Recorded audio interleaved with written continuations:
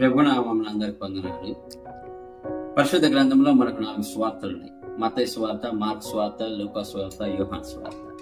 ఒక్కొక్క సువార్తలో ఒక్కొక్కరు ఒక్కొక్క విధంగా యేసుక్రీస్తును చూపించగలిగారు, చెప్పగలిగారు. మత్తయి సువార్తకు వచ్చేసరికి యేసుక్రీస్తును రాజులకు రారాజుగా చూపించిండు.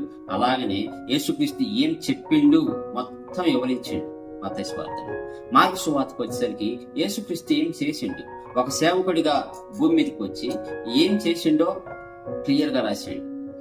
లూకా సువార్తకు వచ్చేసరికి ఎలా ఫీల్ అయ్యింది యేసుక్రీస్తు అంటే రోగులను చూసి, కుష్ఠవాళ్ళని చూసి ఎలా ఫీల్ అయ్యింది. ఒకే వాళ్ళని బాగు చేయడానికి వాళ్ళ స్థానంలో ఉండి ఆలోచించి వాళ్ళని బాగు చేసిండు.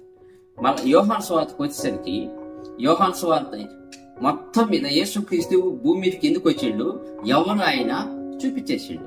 యేసుక్రీస్తు ఎవరు అంటే దేవుని కుమారుడు, పాపులను రక్షించడానికి వచ్చిన రక్షకుడు అన్నట్టుగా చూపించాడు.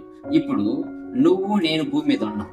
సువార్త మనం రాయటానికి లేదు, కానీ నువ్వు నేను నడిసే సువార్తగా ఉండొచ్చు. నీ మాట ద్వారా కానీ, నీ పలుకు ద్వారా కానీ, నీ చూపు ద్వారా కానీ, నీ ప్రవర్తన ద్వారా కానీ యేసుక్రీస్తు నీ జీవితంలో చూపించవచ్చు. అందుకే యేసుక్రీస్తు చెప్పిన మాట ఏంటంటే, ఈ లోకానికి మీరు వెలుగై ఉన్నారు, మీ లోకానికి ఉప్పు అయి ఉన్నారు. అంటే ఇతరులు నీలో ఉన్న వెలుగును చూసి యేసుక్రీస్తుని తెలుసుకోవాలి. ఇదే నీకు నాకు అప్పగించిన పని.